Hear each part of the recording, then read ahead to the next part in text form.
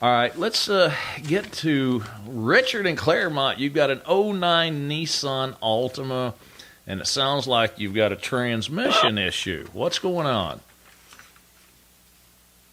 Yes, thanks, Larry. 2.5, 140,000 miles. And out of nowhere, the transmission just doesn't engage or anything, whether you put it in park, drive, reverse. It doesn't do anything. The motor just revs up. Yeah. A local mechanic said that model is notorious for a pulley belt and that it's 19 hours labor to fix it. Well, Richard, listen, on a CVT transmission, and you got to remember, Nissan has came a long way with their CVTs. That means continuous variable transmission. They don't actually shift like a conventional transmission. They just change ratio on the fly. Now, when you get one that just loses everything, all drive, you've got a force motor that actually moves a gear in the transmission in order for it to change ratio. Now, if that force motor goes bad, you can have an issue. If the belt breaks, you can have an issue. Or if something mechanically breaks inside the transmission, it'll give you a no engagement type of issue like that. There is, like I said, there is an electrical issue that could cause this. So you definitely want to rule that out before somebody goes and replaces the transmission. But, to be 100% honest with you, the gentleman was kind of telling you right. That was one of the early ones. That's an earlier CVT transmission. They've came a long way since then.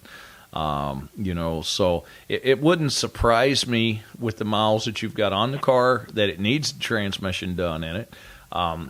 Considering during that era,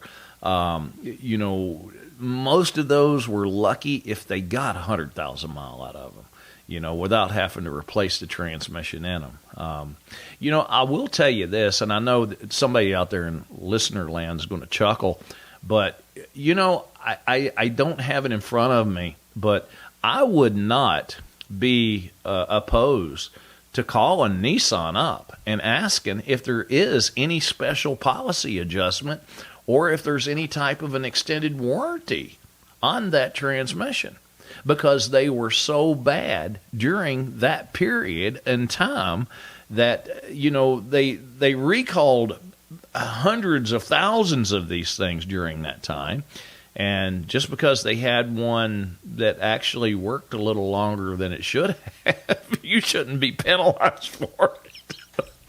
But, like I said, I would definitely call them up and just run it by them and just ask if there's any type of special policy adjustment or recall that is still still active on that particular car. It's worth the phone call. Worst case scenario, they tell you no. And if that's the case, then give us a holler, and we'll see what we need to do as far as checking your problem. And if it does need to have the transmission gone through, then of course we can take care of that for you. But give Nissan a call. Find out if there is any type of special policy adjustment on that. Because at one time they were recalling all of those during that particular year models. So give that a holler, Richard. I hope it works out for you, buddy.